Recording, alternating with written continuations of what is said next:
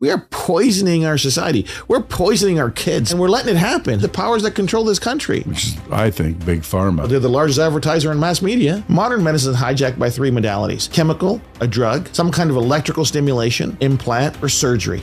That's it. There's nothing else. Till this came along, no chemical, and we can get people out of a stressful, chronic stress situation, chronic anxiety stress, and lower it measurably. This is award Nobel Prize winning science. Within 20 minutes, you see a sad brain become a happy brain, bro. 16 years and $25 million in R&D to get this to this place. And the world's clamoring for drug-free solutions. If I put on that patch, am I going to feel the difference? So the most reliable measurement of longevity in adults is that means you're going to live longer. The whole world is chasing AI, right? What we're harnessing is OI, original intelligence, that we're born with. Aren't you worried about getting whacked? Because if you really do that, pharmaceuticals, trillions of dollars, someone's going to send a black helicopter. I'm going to say something that maybe I shouldn't, but I'm going to say it anyways.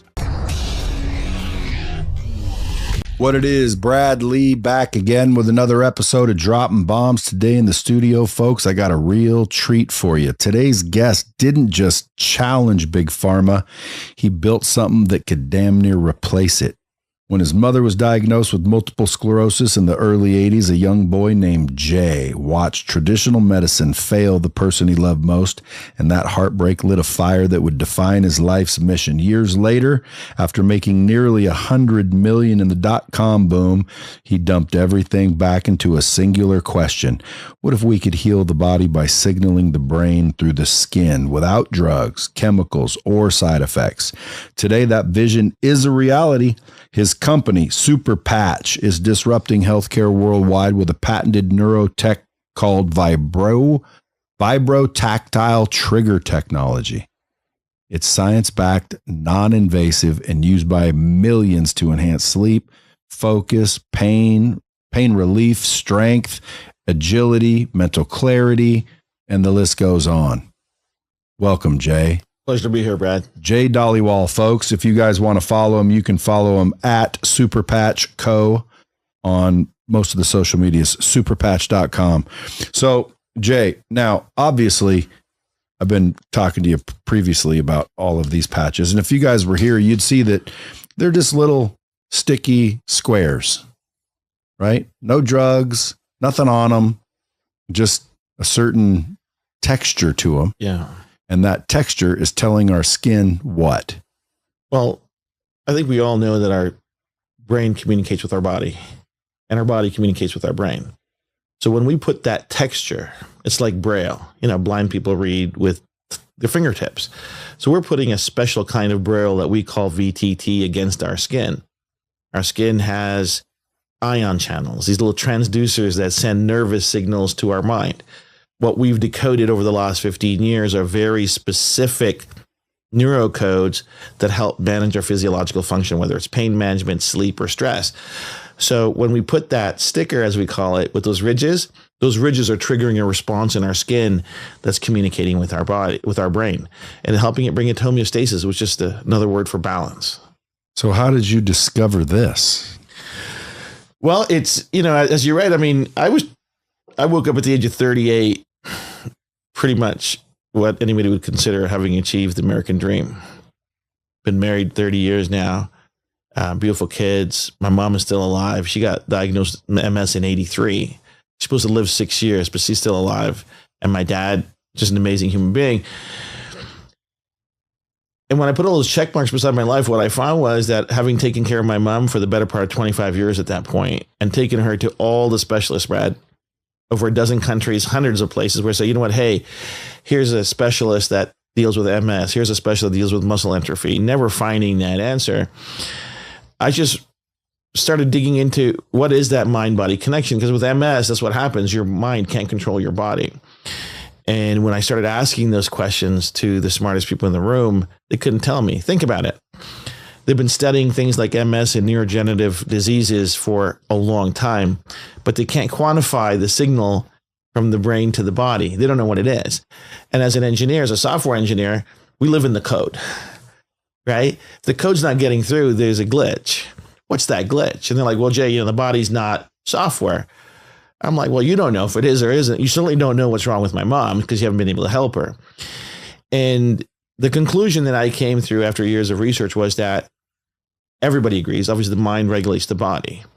The way the mind does it is through vibrations, through frequencies in our mind, which form these complex neural networks that regulate pain, sleep, stress, mobility. So I've written algorithmic software that helps me deduce EEGs, which are brainwave sets. So there's a large database of 250,000 people called the Loretta database, which is just brain sets from all over the world, which is the normative database for analyzing neurofunction. So I got this database. It's a nonprofit. It's great that they make it available for anybody doing research. But then I proceeded to write my own analysis software to actually diagnose and analyze that data. It's complex, but it's allowed me to, just like, the Hubble telescope looks outward in space, this software looks into the mind. And I've been able to deduce the different networks that affect our physiology. And then the patch is a delivery mechanism that connects the mind to the body. It helps restore those programs that regulate our body. So whether it's pain or sleep and stress, all the different things we've talked about, we can do it through physics, not chemistry. Modern medicine is stuck on chemistry. But the reality is we're all vibrational. Everything in our body is vibrational. That's how our mind communicates with our body. It isn't through chemistry. It's through vibration. It's through electrical signals. Electrical signals are just frequencies. And once we figure that out, we can solve almost any problem in the world in time. Yeah, well, you're not selling me on it because I already believe it. Like I try to tell people, and it's that simple too. It is that simple. People think they try to complicate it, because it's complicating for your average brain, and it's like, well, who created us? Like that shows me where we were created. We didn't just come out of some mud pile. No chance. and even if we did, I ask, okay, so let me ask you a question. At what point what happened so that little amoeba or whatever it was, there's no chance, then became what, a fish? Because there was only one. It didn't turn into 75 different kinds of fish, and there's hundreds, thousands of kinds of fish. Yeah. And then those fish eventually walked out of water and then grew legs, and then they grew feet, and then one turned into a giraffe, and one turned into a rhinoceros, and one turned into a bumblebee. Like, come on, like Brad, listen, it's not possible. There's an eminent biologist, and I forget his name, and he just presented this at a leading biology ethics conference. And he said, listen, he goes, for life to spring out of non-life particles, the permutations and combinations for the length of time that it would take for that to happen is longer than the universe has been around. Number one. So he goes, so the probability of it happening are next to zero. That's the first thing. He goes, there's no chance that could happen. Second thing, he goes, we have never discovered or found a single, and that's just to become a single cell organism. We've never found anything that went from a single cell organism to a 2-cell organism. Because how did we become a 1 trillion cell organism? And the thing that debunks all of it is the thing that separates us from everything else, which is our consciousness. Evolution fails at consciousness. It can't describe it. So the thing that makes us us, the real defining thing that makes us human as beings of spirit and light, evolution can't explain. And so they're like, oh, give us one big miracle of the Big Bang and we'll explain the rest. I go, no, it doesn't work that way. You can't explain life. Life isn't an accident. That's what I believe. That's what I believe. And the science is absolutely backing us now, saying, you know what? If we dig in this a little bit deeper, it doesn't make any sense. I believe the entire scientific conversation got hijacked by this guy named Darwin. And we've gone down this rabbit hole of trying to prove something that cannot be proved. Right? And then they try to bring connections that don't exist. Where's the missing link? We've only been looking for it for a long time. It doesn't exist. What happened to the Denevizans? A different species. They died off. Things happen. Things become extinct. So I don't buy into the general narrative. And having studied where modern health and modern medicine is, it's archaic. It's old. Modern medicine, especially in the Western world, is designed on an old paradigm of what? Infectious diseases, smallpox, polio. So we got really good at making vaccines and antibiotics, but we've wiped those out. They're not killing us anymore. What's tormenting us? Pains, aches, fatigue, poor sleep. So these chronic things have happened, right? The only solution we still have is a bloody pill because that's all we make. Or get rid of the shit that's causing them, which is iPhones and shit we're not willing to get rid of. That's a whole different conversation, man, about the electrical EMF poison that's in the universe, right? I mean, even a microwave. All of it. That's another thing. Like, who invented that shit? If you dig deep enough, you're not going to get good answers. So, well, the answers that make most sense is, well, that's alien technology they got from, blah, blah, blah, blah, blah. And it's like, okay, well, again, now we're talking about aliens. And pretty soon people are like, man, that's all stupid. Well, again, you ever heard of the flat earth theory? Well, dude, when you look at some of the questions those guys pose, I go, that is a good question. But of course, we don't live on a flat earth. Well, why is that so crazy to believe if we can believe, there was a burning bush and somebody talked to Moses? And if you can believe anything, you can believe anything, is my point. 100%. Well, scientifically speaking, we are frequencies. 100%. We are simply a bundle of vibrational frequencies.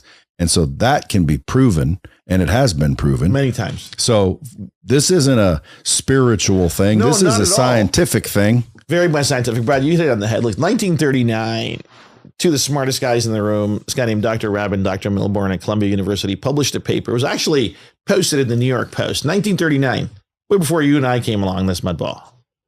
And they proved that every single cell in our body was receiving and transmitting a signal. So basically, we're antennas. 1939, man. This isn't new. 6 years later, they made the MRI and won the Nobel Prize. So we're not talking about things that don't exist in science. This is award Nobel Prize winning science. When I started doing my research in 2009, in 2010, these two doctors out of California, Dr. Papatupian especially, we always knew the skin was talking to the brain, but we didn't know how. He discovers these two ion channels, which are just transducers and proteins, that when you touch the skin, they generate an electrical signal. Till that point, we didn't know what was doing it. We knew it was doing it. So the serendipity of my life is that these people are doing all this amazing research, but they're not looking to solve a problem. My goal in doing all of this was to help my mom with her MS. That was it. And so these guys who discovered those ion channels that send the signal from the skin to the brain, call it piezo 1, piezo, these are transducers, they eventually win the Nobel Prize in 2021 in physiology and medicine. People go, this is woo-woo science. I go, no, you haven't read the science. I read 50,000 research papers and 500 textbooks. This didn't come out of a Cracker Jack box. This is 16 years and $25 million in R&D to get this to this place. And the world's clamoring for drug-free solutions, Brad. Well, why do you think, like, for example, we get goosebumps? It's a response to input coming into our senses. That's right. And the body's responding like this. Yeah, but there's a purpose for everything. It's Sure. like, I didn't realize that was to do that. And it goes back to where, back when we were just trying to have survival.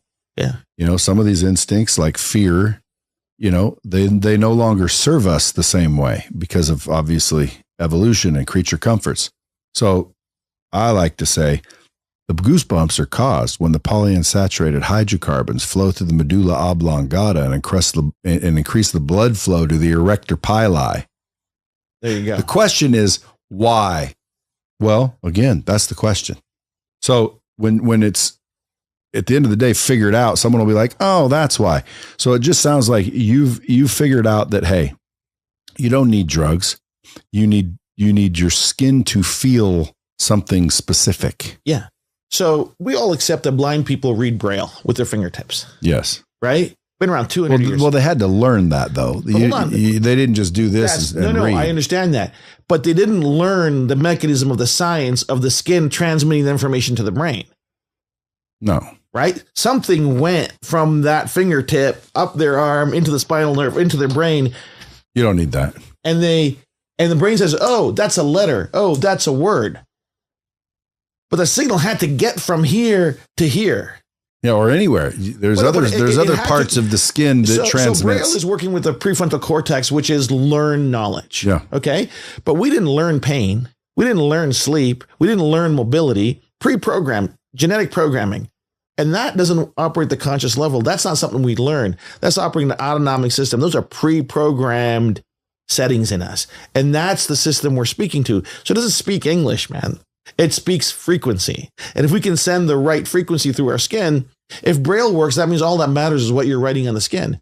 So we've developed our own language of communicating with our autonomic system. Why is it radical? Because no one's done it before. But once upon a time, somebody made the first thing. Just happens to be that we did this. Why? Because we were focused on a solution, not academia. I'm not trying to be famous. I'm not trying to solve any other thing than, hey, do we have alternative solutions to a pill? But why? Why are you so eager to do that? Because I relied on modern medicine to help my mom for 25 years without any results. And they kept telling me, well, that's not how this works. And I asked them, well, tell me how it works. And then they don't know. What they won't admit is they don't know. And they'll sooner tell you it's not possible than to say we don't know and we're going to try a different approach. Modern medicine is hijacked by three modalities: chemical, a drug, some kind of electrical stimulation, implant, or surgery. That's it. There's nothing else. So, well, yet, till this came along. And what we're doing is we're saying, hey, there's an alternative here. But the healthcare system, and I don't blame doctors or anybody else, that's what they've been taught. There's no innovation in old books. 30 years ago, if you read a neurology textbook, and I've read them, they said that the brain could not repair itself, that it was permanent brain damage. Wow. You read a textbook now, it's like, oh, neuroplasticity allows you to recover and repair broken neurology. Really? So how are they possibly going to invent or solve new problems reading old textbooks? There's dogma. There's ideology that's not designed to look for answers where none exist. That's where innovators come in place. That's where you got to take risks. 16 years, $25 million. I didn't go out there saying, hey, believe in me. I said, I think I can solve this. Aren't you glad you had $25 million? Absolutely. What if you didn't? Imagine trying to explain to investors how this works. You raised a great question. People say, well, Jay, how come you didn't raise money and why did you risk your own fortune? I go, no one's going to bet on me because what I'm proposing is so radical. Not only that, dude, it says you had 100. Yeah. Yeah, gambling 25, you still got 75. You weren't risking That's actually everything. a little bit more than 100, but that's beside the point, right? I mean, hundreds at 29. People don't understand though. Like if I have 100, I'll risk 40, 50. Would you have risked it all? Would I have risked it all for my mom? Yeah. Well, she was already good. No, she wasn't happy. I wasn't happy.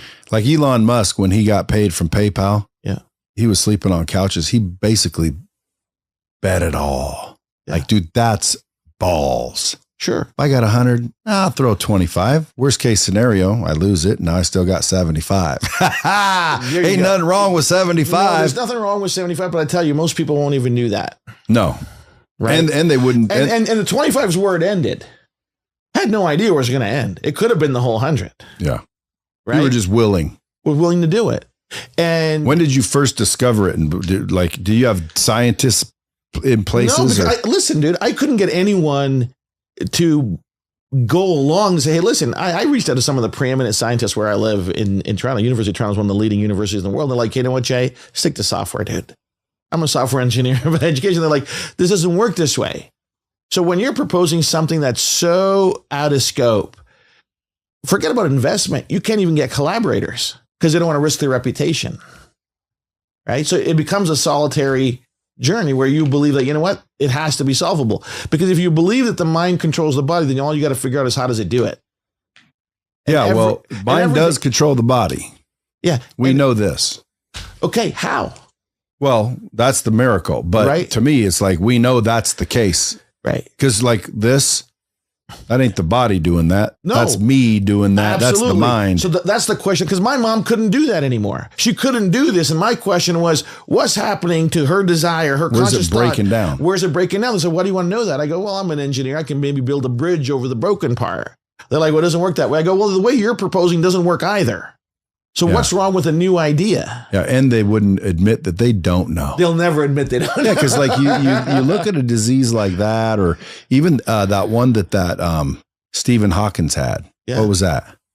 I don't know. Was it ALS? I don't think it was ALS. ALS. Terrible. Well, that's the worst one ever. But I mean, like, oh boy.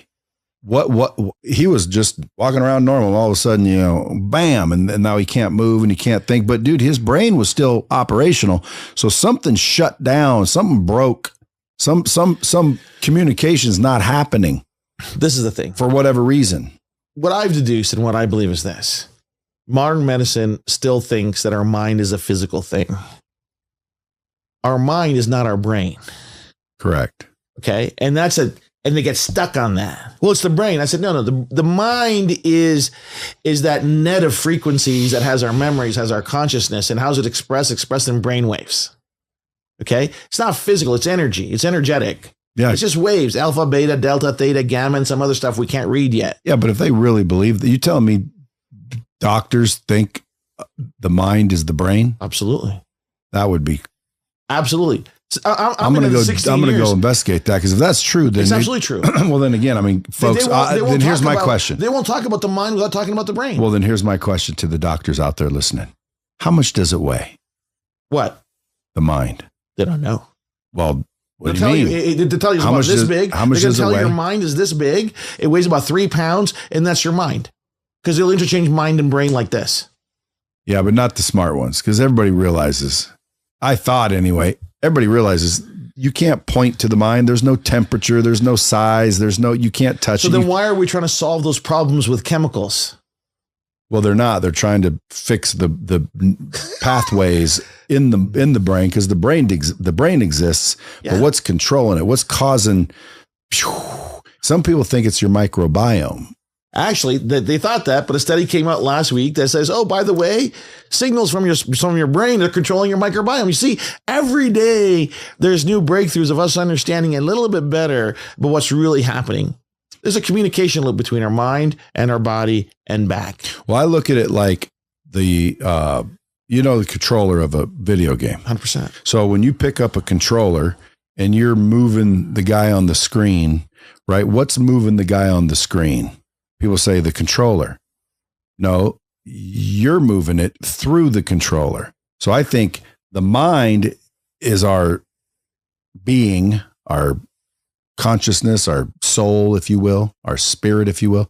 And it exists somewhere else, but it's controlling us through the mind. So the mind's like our controller, not the mind. The brain is like the actual plastic controller. So the brain wiring, what causes that? Well, that's the mind. In my mind, that's the mind. And the mind, again, it can be affected and altered by its environment. Sure. You know what I mean? And like, dude, to me, this makes sense only because it's vibrational, it's tactile technology. Yeah.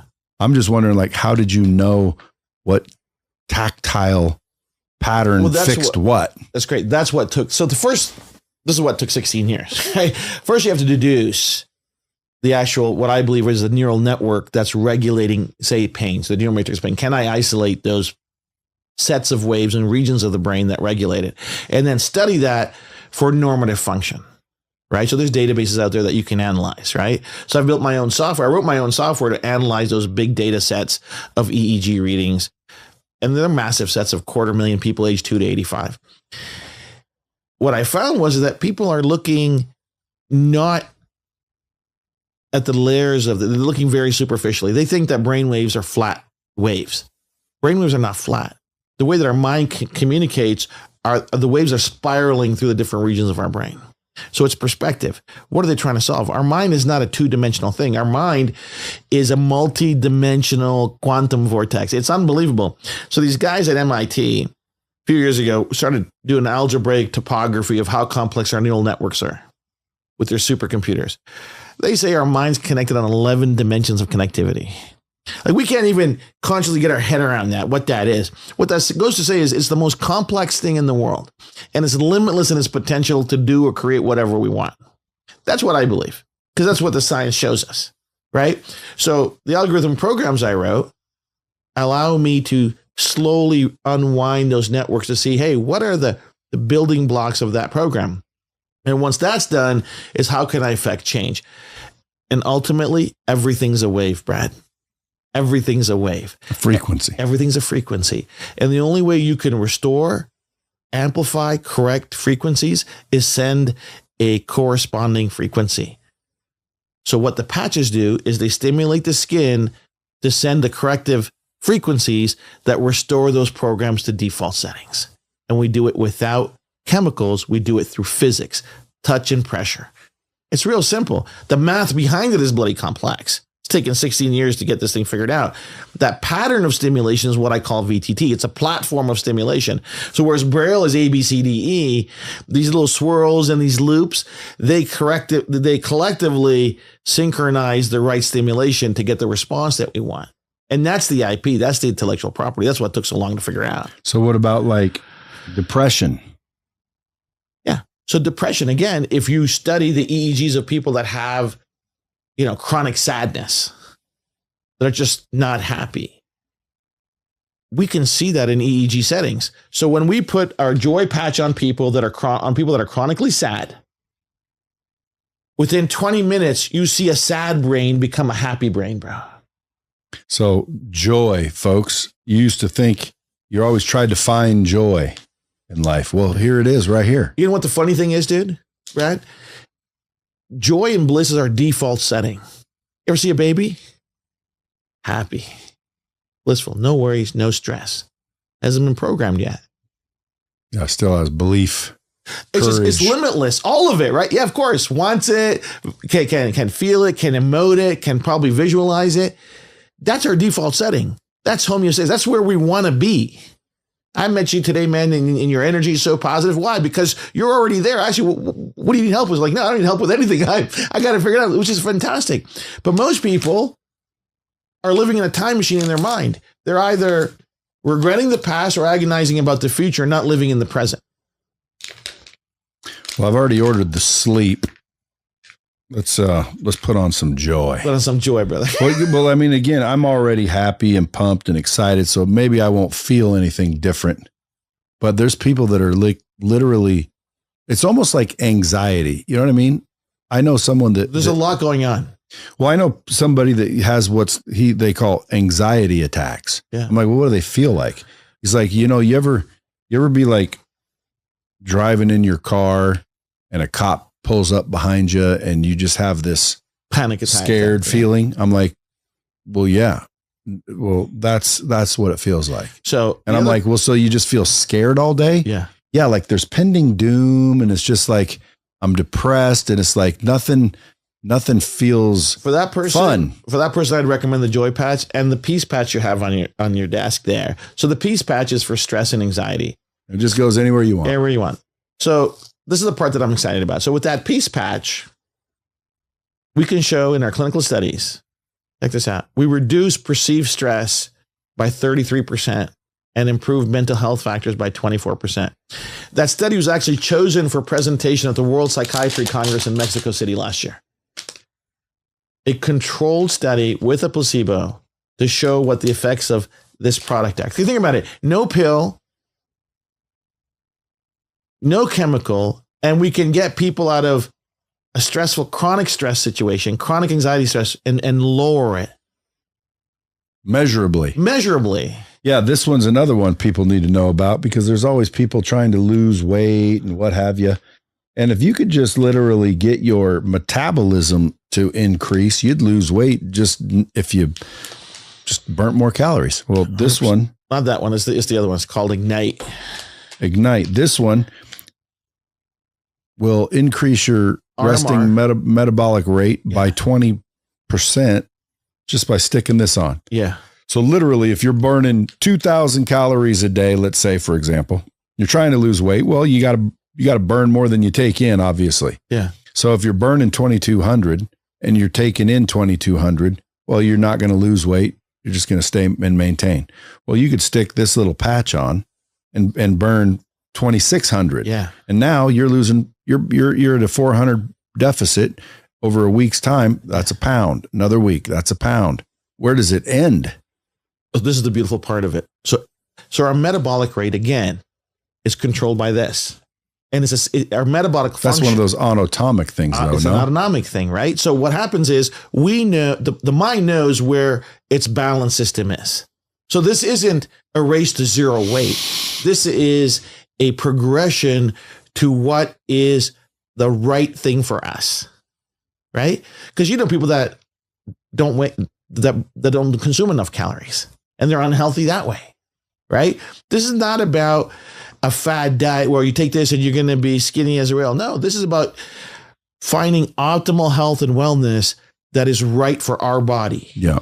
And bringing our neurology there. So healthy mind, healthy body, right?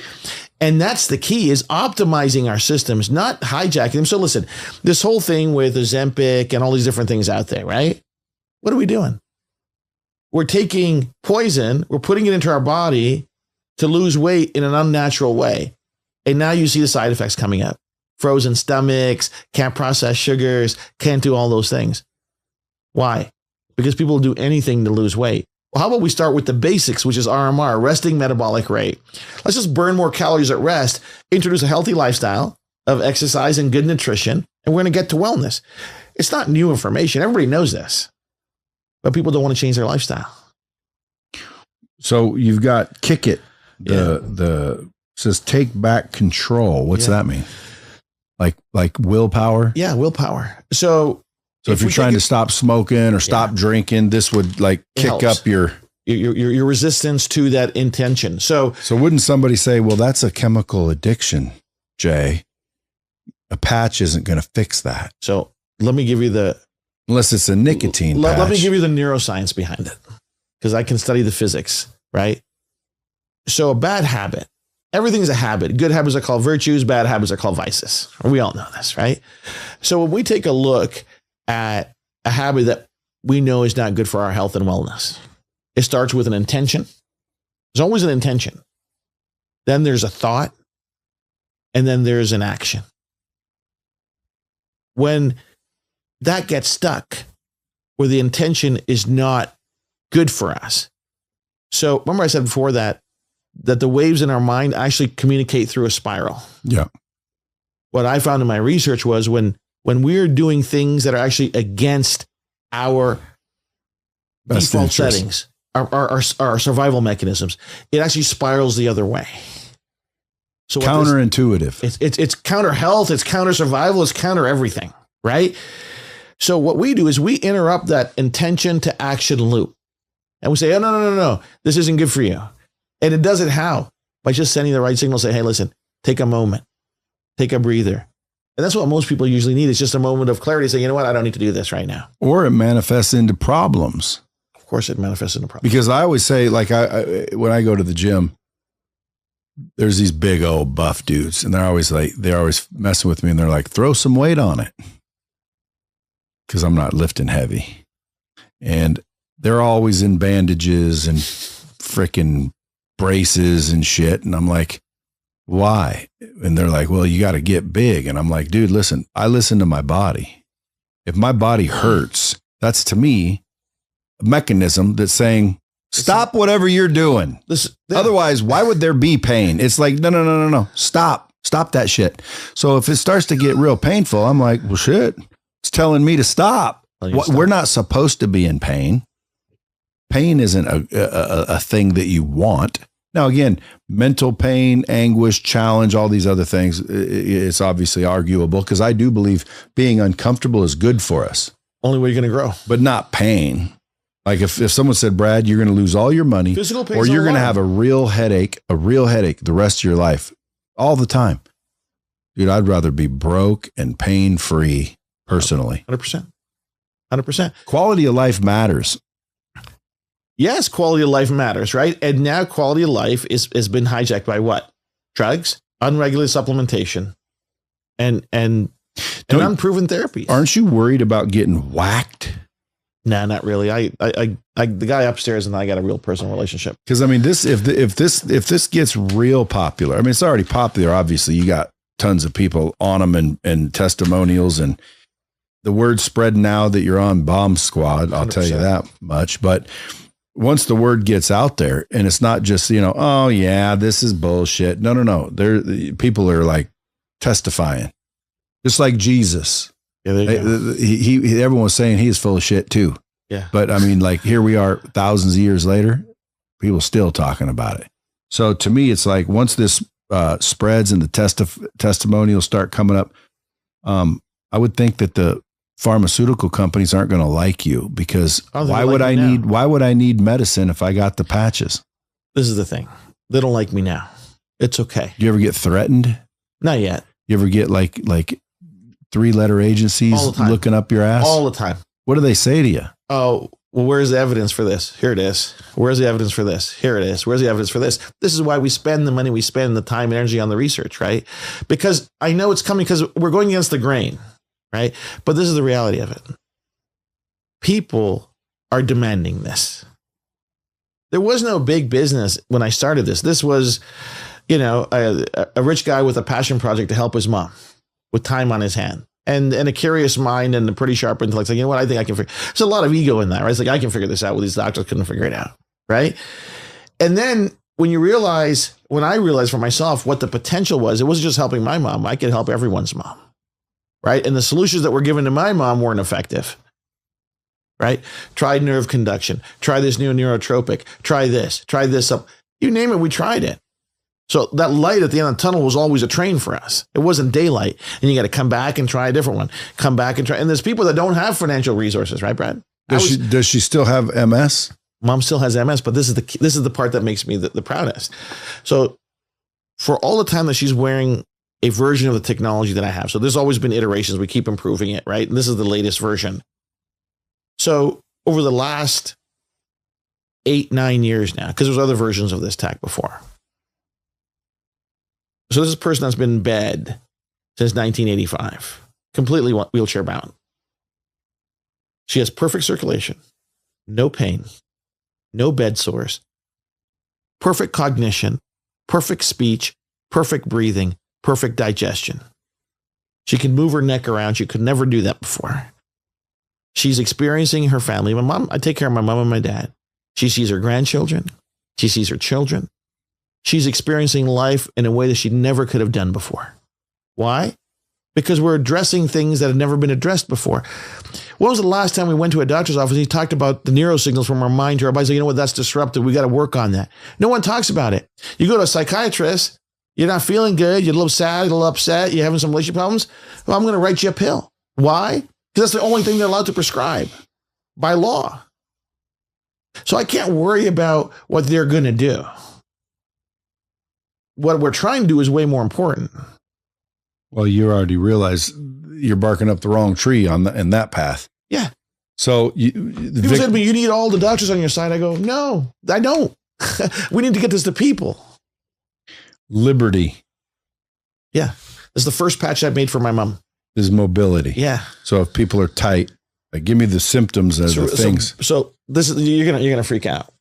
The holy grail of wellness is longevity, right? Longevity and vitality. Everybody wants to live longer, right?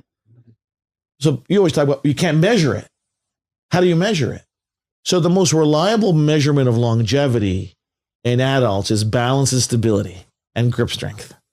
Is it? 100%. Global studies done that as an adult, if you have better balance, stability, and grip strength as an adult, statistically, you're going to live longer. And if it's poor, you're going to live not as long. That's proven, but no one tests it. So with that patch, it's the only product in the world that instantly improves your balance and stability by 31% and improves your grip strength from 15 to 18% instantly.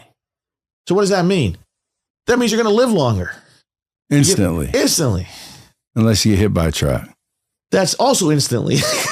You're not going to live. Well, I used to have, I'll see if I can find it when I'm done here, because that's something we can test. Because I squeeze this thing and then I put that. Yeah. And dude, I have a strong ass grip. Me too. That's why I'm glad to hear, grip strength means something. Yeah. I squeeze that and people are like, well, you can tell. How are you doing it? It's the first test of whether somebody's healthy or not. You shake their hand. If they got no strength in their grip, that means that's not a very well person. Well, I mean, some people are just never taught right and they give you a fish hand. So they're still not well. I mean, there's a whole bunch. I mean, but if they don't have grip strength, like if you test it and they're not strong in their grip, right? And you have all these metrics you can measure it against, what's average, what's above average, what's below average. So if I put that on, let's say I go as hard as I can and it gets to 100 and I think I was 152. It's great. So if I put that on, it'd be 18% higher. It'll be between 15 and 18% higher. Some are more, some are less, but that's statistically what we're seeing. All right, well, I hope my squeezer's here so I can do that one. Freedom. Aches and pains. Deal with pain. So this is the one that sells the most, I bet. 100%. Victory. Athletic performance. So this is the key. We just finished a study with the University of Arizona with their athletic department. So D1 athletes, right? Study's getting published here in about 3 weeks. It'll be on PubMed. We've already presented at D1 schools across the country. So Brad, hear this. A 10% increase in power and lower body function. So meaning your legs and your knees are generating 10% more power in a double-blind controlled placebo study RCT control study with D1 athletes. And the other thing we found is that when they wear the patch, their weak side starts to equal their dominant side in terms of strength and power and balance. That's incredible what that means for performance, recovery, and injury prevention. Where? Done at the University of Arizona. Here. Not in some Timbuktu place done by the head of their medical staff. And we don't get to pick who does it. We're like, okay, they want to study this, we'll support you. You become sponsors of it, right? And people always say to us, well, Jay, how come you're sponsoring the studies? They're not independent. I go, who do you think sponsors big pharma studies? Big pharma does. Pfizer's writing the checks to them. They do their FDA studies.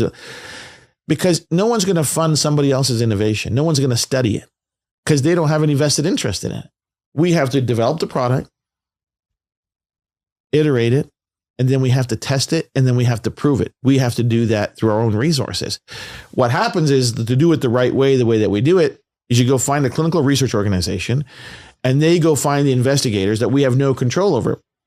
So Dr. Jeff Gooden, who's a professor at the University of Miami, when he was reached out by the clinical research organization, his response is real simple. He goes, you can let the sponsor know, no matter what the results are, we're going to publish our findings. So if it comes back that he's going to write a big check, this is going to be a very expensive study, but if it comes back that this didn't do anything, we're going to publish it. And that's when most people run for the hills who don't believe in what they have. And people says, well, I said, yeah, no problem. Go ahead, do it. And they're like, why would you risk that? I go, you're confusing the issue here. If it doesn't work, that means I got to go back and design another product and make one that does work. I don't want to sell something that doesn't work, right? Because this for me is a long-term thing. Because listen, it took us 5 generations to get a world plagued by drugs and chemicals. It's going to take 5 generations to clear it up. So it's not an overnight thing. And so the studies are important because we can show it. That's the key. You have to prove it because you and I talked about, you said, Jay, I'm a healthy skeptic. I'm like, great. Here's the evidence. Here's the clinical evidence. Now you have the experiential evidence of when you try it and how you feel. So like this one, joy, hope, and happiness, like never before. Like never before. So if I were depressed, I put this on, within how long would I start feeling perky and up and like, at least like everything's going to be okay? I tell people, give it 72 hours. And it's called joy. Yeah. Now, can you get one called high? No. And then also, I don't have that. And I won't make one. Well, because there's people that are going to want to be like, you know, that euphoria feeling. I got asked for it just this week. And I said, no, I won't do that. What about like, is this causing your pituitary gland to release serotonin or dopamine? Like how does it work? So all I'm working on is the physics of it, which is the brain waves, which is the frequency. A sad mind registers a very specific set of frequencies. You can see it clear as day. So you put the headset on people that are sad and you see a sad mind. We can send signals through the skin that push those signals out of the sad zone into the happy zone. Because I'm only worked on the physics. Because if the primal reading, the primal measurement, the core genesis of our neural function, our brain waves, and I start there. The mind controls the biochemistry, the biology, and the physics of our body. Get that right, everything else will follow. What about this one? Rocket patch. So over time, men and women, our level of response to stimulation decreases, right? So what does that look like? Poor blood flow, lower hormonal levels, all those different things. But our arousal mechanisms are neurological. So this was designed initially for men, but women are finding phenomenal results with it. So guys that are aged between 30 and 40 wear that patch regularly for 24 hours for under a week. They're going to find that they have the virility and the libido of being 25. Guys 40 to 50 wear it for 2 weeks. Guys 50 and over wear it for 3 weeks.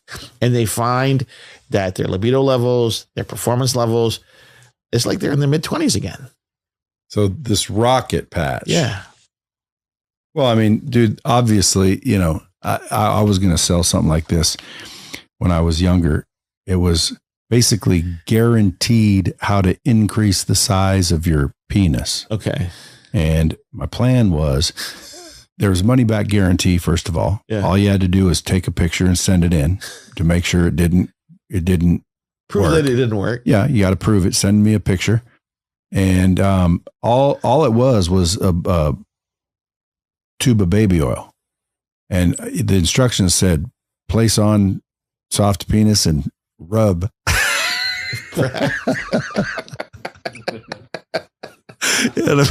If it doesn't lengthen and it doesn't grow, well, then take a video of that and send it in that I can use publicly, and I will definitely give your money back, because that is the solution.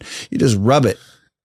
Well, and it'll grow. I know, but like now people would be like, oh, dude, you scammed the guy. Well, again, did it grow?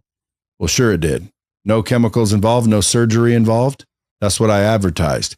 No chemicals, no surgery. You know what I mean? So like some people are like, oh, well, no wonder. Like this is something where if I put on that patch, am I going to feel the difference? It's not like the blue pill. So it's not going to rush because I've taken one of those blue pills, dude. I get a headache, migraine headaches, and I get a stuffy nose. Like it's like 100%. I feel like I can't breathe. Yeah. So it's doing something. Yeah. And as far as it's a chemical reaction. Yeah. Well, it's a vasodilator supposedly. Yeah, it's a vascular dilator, and it does what it does. Right. Again, this is the thing. But this isn't going to do that. No. Because it's just a texture. Just a texture. Like people don't realize there's no drug on this. It's not going to do anything. So let me put it this way. A lot of times people can't perform because they're stuck in their own head. That's a fact. A fact, right? It's happened. Okay. Not to you, but people we know. No, it's happened to me. Okay. So what dude, I'm saying. With my wife, the first time I ever met my wife, unfortunately, like she shocked me with something. And I'm like, and like that night, like it wasn't working very well. Okay. And fortunately, because, I didn't want to whack her the first night, then I might not have wanted her anyway, which is why I keep telling ladies, like, quit giving it up the first night. That makes them like, question your I don't know the word, but anyway, long story short, we were drinking. I could have probably done something, but it wasn't working quite right that night. And I thought like I'd never see her again because of it. Yeah. But like it didn't work. It's all mental. It was mental. It's majority of the time it's mental. Majority of the time, those challenges are mental challenges. Well, is there any doctors that are going to say, no, sir, this erectile dysfunction is not mental. It is physical. His blood is not flowing. But they're always going to say that, Brad. They've been saying that forever. So you think all ED is mental? No, not all ED. Not all ED. I'm saying let's get back the program back to factory reset. Let's get it back to the way that it was, the way that it wants to be. Have you ever heard of performance anxiety? Sure, I have. That's mental. Yeah. And that will cause you challenges. It will cause challenges. But no, but the reality is this. Our sexual arousal program is a real program. Yeah. Okay. And that's why like you're with the same lady for 20 years. It's just not, you're just not as aroused as you used to be when you first met her. You know what I mean? Like that new feeling. Will that solve that? Make you want your wife again? There's a bunch of emotional things attached to that might or might not. But what I'm saying is just that sexual arousal program is a real thing. Is that a big seller? Yeah. But no one will give you testimonials about it. I'll give you one. Okay. I don't have an issue, but I'll tell you what it does. I'll tell you the biggest thing. Women buy this more than men. This? Yeah. Yeah. It works amazing for them. I'm going to slap it on my wife's butt without her knowing. What about Boost? Energy, man. Energy. The young man in here. Ask him. He's jumping all over the place. Yeah, he is. He definitely seems like. Because this is the thing. So take a look at energy drinks, right? How many sold every year? Tens of billions of dollars? All poison. Peace. Yeah, that's what I talked about. Reduce your stress. And anxiety. Yeah. I would say all entrepreneurs need peace. If this works, you definitely need to lower 100%. Your stress. Stress will affect your health more than anything. It does. That is the real epidemic, is chronic stress. It'll kill you. Because most people don't know how to deal with it. Most people do not know how to deal with stress. They've never been taught. They never bothered to learn. Guys like us, like, just cope. Don't worry about it. Just work through it. But most people don't have the intestinal fortitude, the mental fortitude to actually deal with what it is. So what happens? They compromise everything. Stress leads to what? Digestive problems, all kinds of issues, health problems, mental problems, hypertension, blood pressure, stroke, heart attack. All starts because of stress. And it all starts in your mind. Stress. Well, stress isn't a physical thing. It's wiring in our mind. It's just a program that so we can measure, we can see the stress networks. We can so the study that we did. You can measure cortisol. You can measure a bunch of things. Cortisol is good and bad. Depends when it's released and for how long and the amount. We need cortisol for survival. But if it's continuously shooting cortisol in our system, our immune system gets obliterated. We don't heal properly. We don't rest properly. We don't recover properly, and our body falls apart. That's what happens to most people. But they're never consciously taught how to deal with stress. Yeah, you can learn meditation and all these different things, but who's got time to learn that? You can do it. And meditation does work for people. Otherwise, it wouldn't be so many. But it takes practice, and it takes time, and it takes dedication, which today people don't have. The Ignite, that's the dealing with the calories. I think that would be a big seller, because like everyone that wants to lose weight or maintain abs, it doesn't matter. Like you can get the fat people, you can get the skinny people with this one. Yeah, if calorie control is what they got to work on, then why wouldn't you want to burn an extra 20% calories? They're already. I'm going to subscribe to that one too, and then kick it. Yeah, we talked about that. Bad habits. Oh yeah, willpower. So, and you got a few more than these. There's a few others out there. REM, that's the sleep one. Yeah. So sleep's very important too. A lot of people undervalue sleep. A lot of entrepreneurs that listen to the show, they think they just got to grind, and all the gurus in the world tell you got to get up at 3 a.m. and, do your shit. And it's like, there's a lot of people out there chronically tired, and that's causing all kinds of issues, which then causes all kinds of issues, which then, so it's like a domino. Imagine a life of high stress and no sleep. But imagine waiting for the car to break down on the highway. Yeah. So do you sell these in like REM and the Peace together? People buy them all the time together. REM and Peace. Yeah, 100%. And then sometimes they got aches and pains, they can't sleep, so they slap the freedom patch on for the pain. Can you make one for because we're all frequencies and it's not just physical. What about like rich? You mean attract wealth? Yeah. That's a frequency. I think that, to be very honest with you, I think that starts with joy and optimism. I think we got to get that mindset straight to realize we are limitless. And then after that, you got to go find a mentor. If you don't have a mentor that somebody can learn, that you can learn from about how to do it, you're not going to figure it out. I think mentorship is one of the most underrated, underused skills for entrepreneurs, because you got to go. Well, just find someone who already did it and ask them. It's not hard. And 9 times out of 10, if you just do what they did, more than likely you're going to get what they got. Pretty close, if not, you're going to get there. Yeah. The question is your mind set conditioned and ready to accept and act upon the information? That's why the joy patch is so important. Get it ready to accept. Get it ready out of fear, out of depression, out of sadness, into optimism and joy. Right? All they have to add now is the dynamic part to actually doing something with that mindset, doing something with that mind that is ready to learn, to grow, to follow, and to say, this is what I'm going to go chase. But if somebody's wallowing in fear, wallowing in sadness, saying, oh, stuff never works out for me. Well, yeah, it's never going to work out for you. Well, the only thing, because I always put myself in your shoes and try to think to myself, what would I be worried about? Well, I was thinking liability, but there's nothing on them. Nothing. Like, it's not a drug. No. I was like, what if someone sticks one on and has a heart attack? No chance. Well, it had nothing to do with this. No, there's no chance. So it's literally drug free. And chemical free. Chemical and stimulant free. How do you keep it sticky if there's no chemical on there? Well, the adhesive doesn't seep into your skin. So there's no liability then. So the only other thing I would say is, like, this is a placebo. You're selling a bunch of sticky notes and pretending that it cures people. We don't claim cures. We don't claim cure or anything like that. But I did. Yeah. But because this is going to get me in trouble. No, I know, but this is what people think. Like, it doesn't cure, but you're definitely claiming that it changes your neurochemistry. Absolutely. So if I put on, not neurochemistry, and it's measurable, you're saying. Yeah, but and it's measurable. So and like it's measurable. So this is why we're registered with the FDA. If you have anything that affects the human body, you have to register yourself. Yeah, but like I want people to understand. So like he's not out there selling placebo because like the calorie increase of 20%. You can go to your doctor or whoever measures your RMR, measure your RMR, slap on a patch, and then tell them to measure it again. Don't do anything different. Just measure it again. Brad, if you'll have me, I'll come back with the RMR machine and the doctor, and we'll do your RMR in this studio, and you'll see. Okay. 20-25% more. And so getting back to because again, like that right there, now that is, again, people can't say that's placebo. You cannot consciously control your RMR. Think about this. You cannot tell your body, oh, burn more calories. It doesn't work that way. You know what? I think if you could really get control of your mind, you can.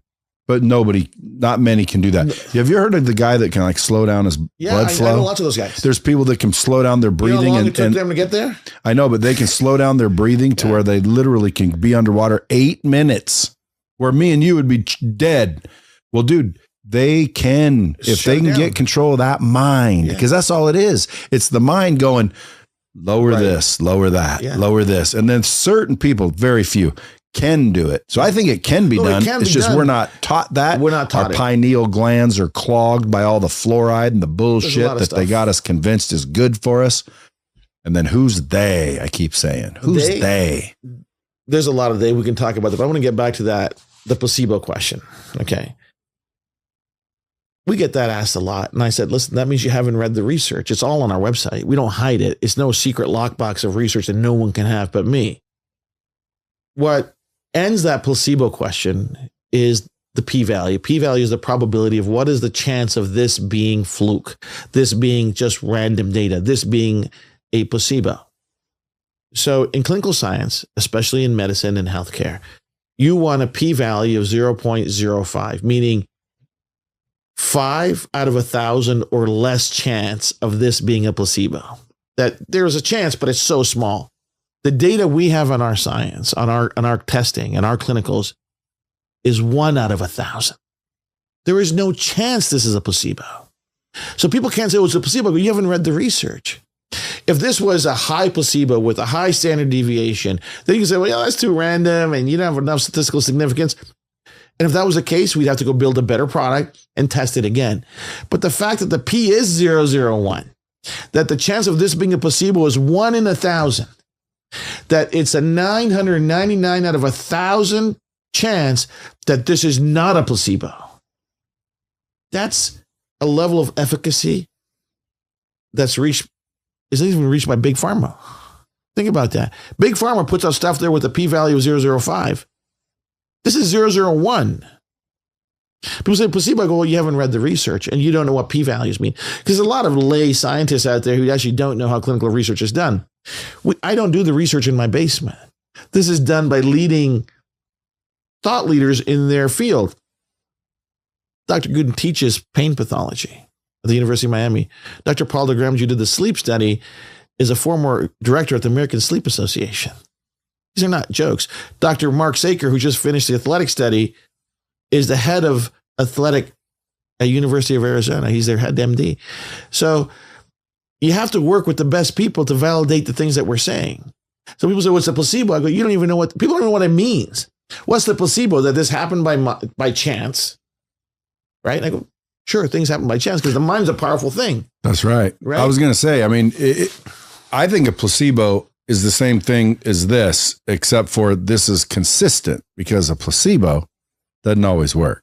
This always works, which makes it no placebo. Makes it no placebo. But when a placebo actually works, it is their mind doing the same job because I think that's the only way it works. There's actually more to that. So when we do our controlled placebo, we actually study a placebo as a part of the study. The placebo doesn't have statistically significant feedback, right? So the University of Arizona, when we did that study, it shows a 10% improvement in lower extremity power. The placebo showed a 2% improvement. That's a 5x improvement. That means this is statistically significant and not a placebo.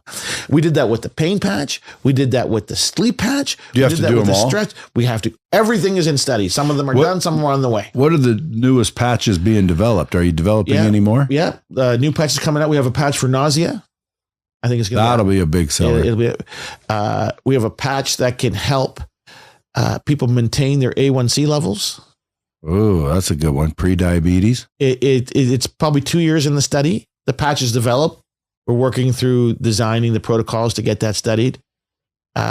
We have a patch that can help with things like memory and attention, cognitive function. We have a patch that I believe can help with hypertension and blood pressure.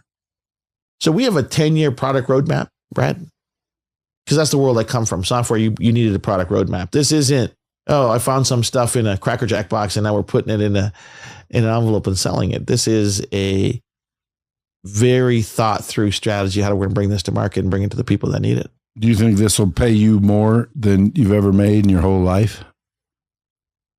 In time, yeah, probably. I've been very fortunate. I mean, I've made hundreds of millions of dollars in my life, but this, and the reason I could do this is because I had that, right? To your point from earlier, it's good. It's good when you got all the money in the bank, you can do the things that you love.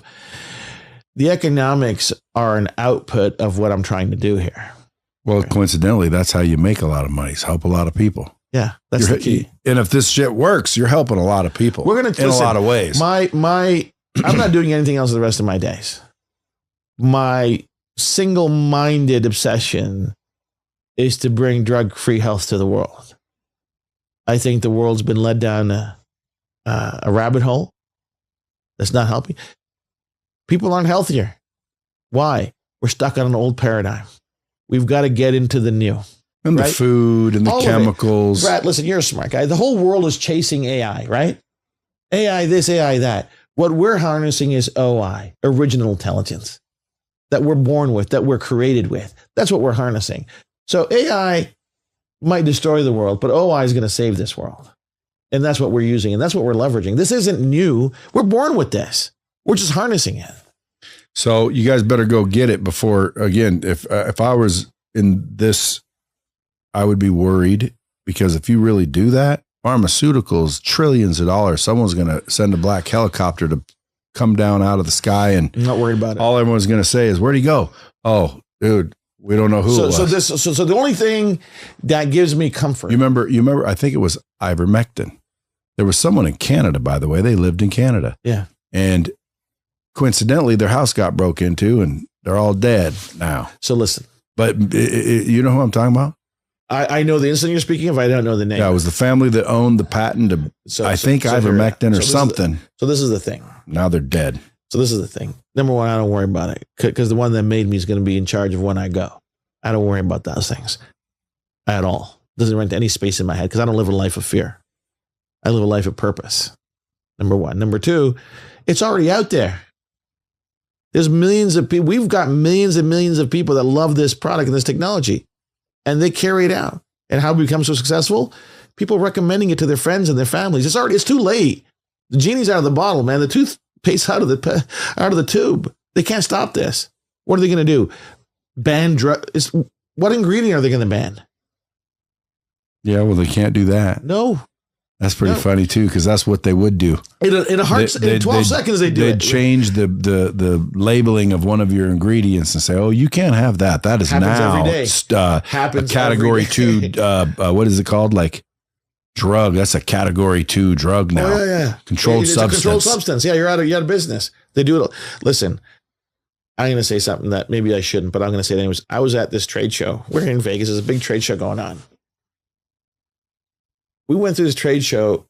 There's over 200 vendors there selling this thing called hydroxy, which is a natural Percocet. We are poisoning our society. We're poisoning our kids, man. And they're going to sell it in every gas station, every 7-Eleven, and every place where these kids go to buy their stuff. Okay? They're clamping down on vapes, which are an epidemic. That popcorn lung thing is just out of hand. So the next thing now is a thing called hydroxy. And we're letting it happen. Who's the them, the they? The powers that control this country and mine. Which is, I think, big pharma. Well, they're the largest advertiser in mass media. Yeah, I mean, they're the ones populating. And they fund universities and academia and science. So when you see, well, Jay, how come the university isn't on their own studying. I go, they have a vested interest not to. I can't compete with big pharma that gives billions and billions of dollars in endowments. Not there yet. So we do it slow and steady, piece by piece, find the ones that want change and work with them. That's fine. This is not a 1-year fight for me or a 5-year fight. This is generational. I got nothing else to do. So if people in the bomb squad like have issues, pains, want some of the things we talked about, obviously they can go get them at superpatch.com, right? Yeah, that's it, man. The Superpatch or just superpatch.com. Superpatch.com. You can go look them all up and look at all the ones they got going. But what about like people that want to make money? Because there's people going, dude, if this shit works, I'll sell the shit out of this, like me. So by the way, folks, I've got patches on. I'm going to test this shit. I got some REM coming to the house. I'm going to test this for you, and we will have you back. You bring that calorie We're thing. We're going to do it right here, and let's film it, and and I'll splice it into the next episode. It'll be great. And again, like, dude, when I say if these work, you already know they do, but like once I'm convinced. Once you feel it. But again, I mean, you're going to get those people that even if they feel it, they're going to, well, that could have been because I started dieting. Good. God bless them. Yeah, well, dude, I did coincidentally start wearing your patch and I did start feeling better, but my wife started freaking hugging me again. Could have been that. What can you do? Can't do anything. I don't worry about those things. Yeah, you just move on. But that's it. But for the people that need it, it's there. And again, I'm going to be testing it. There's already tons of testimonials. Go to his website. But for the people that want to make money, which is usually why they're listening to this show, 100%. How do people make money with this? So it's not a full blown MLM, is it? Or is it? Yeah, we have an MLM component to it, and we have a straight affiliate program to it where people send out their link and people buy the product because word of mouth. And it's recurring revenue. Folks, what that means, very simple, is let's say it doesn't work, but it does for your friend. You go throw this patch, boom, try that patch. You know what I would do if I was an entrepreneur, which I am? I'd invest in one because there's 28 in each one. Yes, sir. And I'd go give one to whoever, and I'd give them one. Like, I'm investing in that. And then at the very end, all I'd say is, hey, if that helps you, I'll tell you where they came from. Yeah. If it doesn't help you, don't worry about it. And then these people with the neck pain and the back pain and the can't sleep and the nausea and the freaking limp dick or whatever, they're going to call me if that shit works for them. Yeah. Because I guarantee you there's going to be some people that'll be like, nope, didn't do nothing. My wife sometimes, like, I forget what it was, but I'm going to give her the sleep. That'll be a good test. Everything that seems to work and I take it, this is good. I give it to her. Doesn't work for her. In fact, seems to work the opposite. Like, hey, this is supposed to put you to sleep, puts me to sleep, makes me groggy. She does it. How'd you sleep? Oh, I was up all night. Matter of fact, that did the opposite. I was like freaking wide awake. I was like buzzed. But it worked for me. Yeah. So again, my wife's a tough customer and she definitely needs more sleep. She's taking care of the kids all day. Let's do this then. Don't tell her what it's supposed to do. Well, it doesn't make you sleepy. So study shows. So I'll just go back to the data in the clinical study. So all the subjects reported to have bad or terrible sleep, very bad sleep. Baseline, it took them a little over an hour to fall asleep, and they were sleeping about 5 hours a night, and they're waking up about 3 times in the middle of the night, right? For whatever reason, take a piss, whatever they had to do. 2 weeks of wearing the patch. They're falling asleep 50% faster. They're falling asleep in 30 minutes. They're sleeping 6.5 hours. They're sleeping 25% longer. And make life changing. This is the better part. 85% of them now are only waking up once during the night, not 3 times a night. And they're waking up refreshed and rejuvenated without the grogginess of the melatonin and the supplements they were taking before. Hallelujah. Not only that, but it's probably better sleep. And they're waking up refreshed. Like, and now 85% of them are saying, oh, I got a good or great sleep. So you went from 85% saying I got really bad sleep for the last 2 weeks. And then 2 weeks later saying, you know what? I'm sleeping really well and good sleep without a pill. Placebo. Yeah, placebo. Yeah, that's the word. They accidentally changed their pillow at 2. That's what happened. It was their pillow. It was the sheets. It was the 500 thread cotton sheets that did it. Hey, you know, get out of here, man. When people go to sleep, they don't realize that like their GH is being released, their repair is happening. Everything. And when even if you're asleep, because some people like, you know, I sleep. Yeah, but if it's like there's certain kinds of sleep, beta, theta, all this shit. You got to get in the REM. Yeah, you got to get in a certain deep level. Deep sleep and REM sleep, and that's how you're going to recover. Otherwise, it's light sleep. You're not recovering. So like you get the Apple Watch or the Oura Ring, and you wake up and you monitor the actual theta and beta and all that crap in your sleep. Yeah. People realize, well, no wonder they're waking up without being refreshed. They were hitting like this the whole night, and you Shallow could see sleeping. that it went like this. Yeah, for whatever reason. Well, it could be stress. So sometimes the stress patch might cause you to sleep better. So the stress and the sleep patch. What we've seen with the client base is this. 2 things. There's usually some kind of mental anguish that's keeping them awake. So some level of stress. So we tell them, listen, wear the peace patch all day, all night, last 24 hours. And before you go to bed, an hour before, put on your peace patch. Put on your REM patch to help you sleep better. So at least we can deal with the stress side or the anxiety side that might be dealing with why they're not sleeping. Number 1. Number 2, it also might be an aches or pain issue. Why they're not, you know, they're working hard, they're working night shifts, aches and pains. I mean, those get in the way of sleep. Right? Sleep is complicated. Why people end up with poor sleep didn't happen overnight. There is a progressive downward spiral of how they ended up there. And sometimes you got to have a couple more questions. Hey, what's keeping you up at night? Well, you know what? I'm worried about the kids. I'm worried about the job, worried about the finances. You know what? Slap the peace patch in the morning, all night, and add the REM patch before they go to bed. And they're going to have, within 3 days, I think your wife within 3 days, watch her, give her the peace patch for sure and see her change in her sleep. Okay. Well, again, it seems like also the patches, even though drug free, there's no drugs, there's no chemicals. It's just a patch with this tactical feeling to it. You just slap it on your skin. You can't even feel that it's there. You can put it anywhere. So if you don't want people going, what's the patch for? You just hide it. Hide it. But it seems like all of them seem to affect the chemicals and the brain in some fashion. Cause like sleep, it gets corrected. That's releasing melatonin. Like not necessarily. I know, but when you study that scientifically, melatonin is the chemical that makes you sleep, according to science. Okay. So I'm saying get before the melatonin. I know, but like serotonin. Right. But it's still, I mean, if I'm sleeping better, if someone measured my melatonin, I'm sure it went up. For however it went up, it probably went up, which means these are causing your body just to do what it normally does. So it's almost like bringing everything back to balance. Get back to balance. And so now your system dumps the melatonin it's supposed to dump. It's dumping these chemicals, or not chemicals, but you know, what are they called? Like, you know, inside. Neurotransmitters. Yeah, all of it. The biochemistry will change. Right. So like pheromones. Yeah. So maybe we get one that makes you more attractive to the female species by releasing pheromones. Sure. To where now for some reason, girls don't know why, but they just find you more attractive. Yeah. And you can call that the snatch patch. Okay, let's work on that. Or vice versa. You know, women can become more attractive to men. That's the trap patch.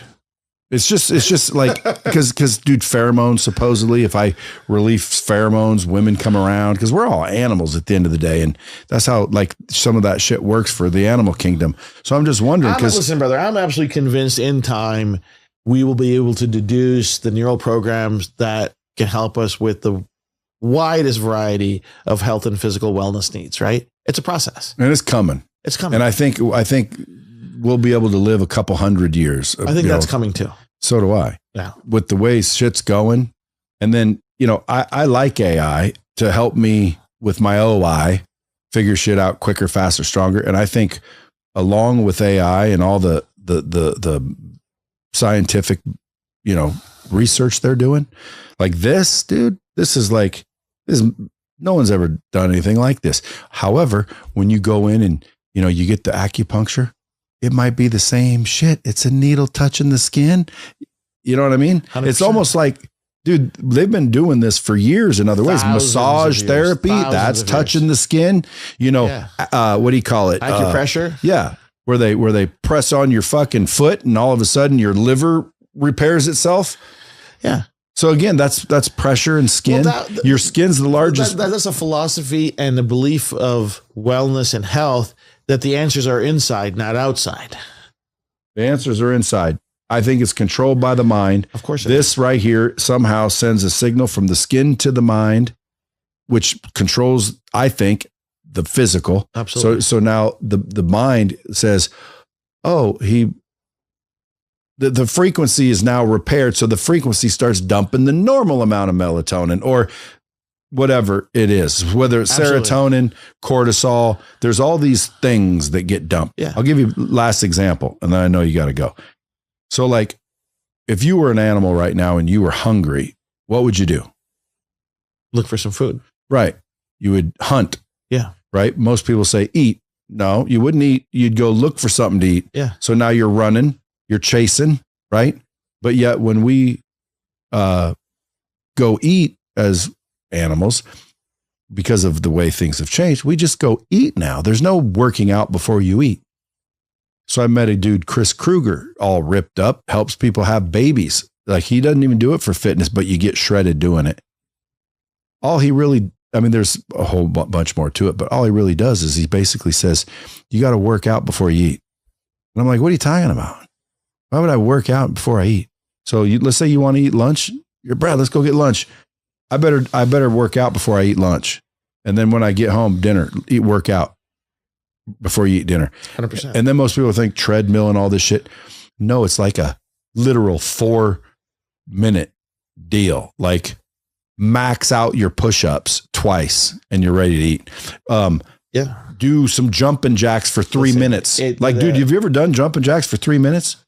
That shit is hard. And then stretch and do these weird Superman where it's flexing back muscles you never even fuck with anymore. Dude, I'm telling you, it's the craziest shit. It's genetic programming. Listen, man. Yeah, but all of our ancestors are agrarian farmers who woke up before dawn and were busting their ass in the fields for hours and hours because they had to get the work done before noon because it was too hot to work. Okay? So we're genetically programmed to get as much physical activity in our system in our day before we have a meal. Yeah, we're just reigniting and reawakening that programming. And here's what. So I'm making a point that like all this backs up. He basically says all you got to do is just get active before you eat, just like if you had to run and catch your food. Well, I've seen plenty of people do his program and they go from freaking not healthy to freaking healthy, and all it's doing is creating the normal hormones that are supposed to be happening that we just don't do anymore because we don't need to chase our food. Time. Yeah. We don't need to chase our food. So you would think he has a fitness program. He mainly teaches people how to have kids when they can't have kids and they're going through IVF and spending hundreds of thousands of dollars to get pregnant, which a lot of them do. He says, no, you don't have to do that. Women that have been diagnosed by their doctors cannot have kids any other way. He's worked with them. A month later, they're pregnant. And all he really is saying is I'm resetting their homeostasis, their hormones. That's what we're doing. The neurological homeostasis. That's all we're doing. Get it back to factory reset. Get it back to balance. And you're doing it through tactile stimulation. That's it. It's crazy. Yeah, it's really great. I feel more at ease, and I put on the peace patch before we started. Yeah, and the joy. I think I just slapped on the middle. Yeah, I feel joyful. Yeah, it's good. But you're pretty. I think I think in some cases we choose happiness. I think it's from my research, it's a neural program, which is a choice. Well, at some point it was, and then it took over. Are you happy your mom's still alive?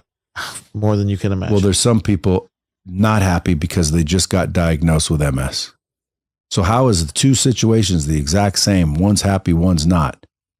Because, dude, someone's choosing to be happy and someone's choosing to be pissed. Usually it's based on their perspective though. Yeah. So like if everything. Yeah. Like if you're in a desert and you hear your mom and a lion outside in a big fight and you're expecting your mom to be dead and you go out of the freaking tent and you see that she's still alive and the lion's dead and you're relieved and you're like, oh, I'm happy. Right. Well, a minute ago you were not happy. Right. So this is the thing, right? So how did it's there's a decision. And when that decision isn't corrected or there is no corrective measure to get us back to where we should be, it becomes chronic and it becomes permanent. And then they don't even know how to get out of it because they don't even know what put them there, right? Chronic stress. They don't know how to get out of it. They don't know how to speak to that system that manages their stress, their happiness. They don't know how to talk to that subconscious program that's regulating their mood, they're regulating their mindset. So that's why you should just keep going and then get into those too. Yeah. Because I think whatever these are doing is telling our shit to automatically do whatever normal, functionality it's factory is. Reset, man. Yeah. So like there's got to be a frequency for success. There's got to be a frequency. And I know what you said made good sense. Like, well, if you do these, you'll be more successful. True. But like there has to be like a frequency for success. Success also, you can study me if you like. I will. And then whatever my frequency is, figure out how to replicate it through I believe tactile patches. Also involves conscious effort and conscious action. We can get the neurology to be ready for that. But there's things you consciously have to do, take action against it, right? What about confidence? Joy patch. Joy? Joy and confidence, two different things. No, watch. Even someone that doesn't have a lot of confidence, put that joy patch on them. They're going to feel more confidence than they ever had. They're going to feel optimistic. The best is going to, what's confidence? That if I try this, it's going to work out. I'm not going to be afraid. Fear is the big killer of all optimism. They're afraid. I know, I'm trying to figure out a Brad patch of some kind. We'll figure it out together, man. Yeah, I want a patch. Who names all these? I do. You personally do? So when something gets developed, you're like, what are we calling that? What are you going to call the blood pressure patch? Haven't figured it out yet. There's a few names in my head. Level? There's a few levels names. out your blood pressure. Why freedom? Freedom from pain? Yeah. Liberty, because you get freedom to move around. Yeah, move. Victory, because it's sports. Yeah. Ignite. Burn calorie. Yeah. Boost. Energy. Yeah. Peace. Stress. What's peace? Stress. Kick it is. Kick a bad habit. And then rocket. Yeah, The rocket, folks. And you guys can get these, obviously, superpatch.com. You can follow this dude and stay tuned because I'm going to bring him back. We're going to bring his measurements and we're going to measure some of these things in real life. Great. And folks, guys, listen, I'm always skeptical about everything. He's already making millions of dollars. There's already people wearing his patches all over that'll be testimonials. Don't let my natural skepticism make you wait for the next episode. Go to superpatch.com, study for yourself and get some for yourself so you can help me figure it out. But more importantly, guys, if you want to make money, dude, people are making a lot of money with these, just simply giving them to people with these issues. And they come right back and go, what are those? How do I get them? And then you just obviously tell them where you get them and you make a recurring revenue. 100%. And you do that half part time, dude. Next thing you know, you got 10 grand a month coming in and you're helping people. And coincidentally, that is how you make money. It's by helping people, folks. That's not rocket science. No risk here, brother. That's a universal law. And there's no risk to them. And there's no risk. There's no chemicals. There's no drugs. Worst case scenario, someone says that didn't work. Give them their $60 back. 100%. Till next time, folks. Thanks for coming in. My pleasure. Thanks for always having me. Opportunities here on the Bomb Squad or on Dropping Bombs, folks. Go out and share this podcast. If it wasn't for you, guess what? Someone that you shared it with might actually need them. Till next time, keep it real.